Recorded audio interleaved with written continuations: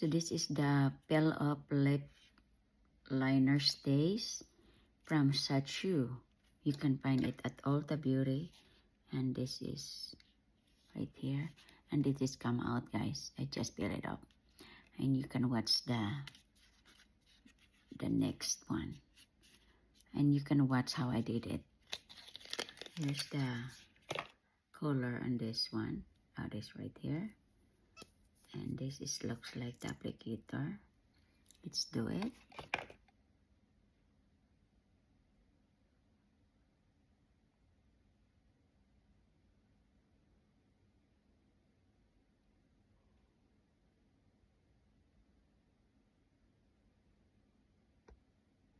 So this is how it looks like. I line my lips. So I have to leave it like 10 to 15 minutes and peel it off and see what happened. Okay, I'm gonna peel it off. It's like 10 minutes already.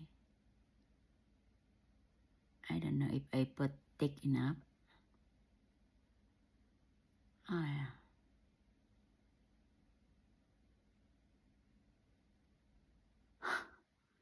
Look.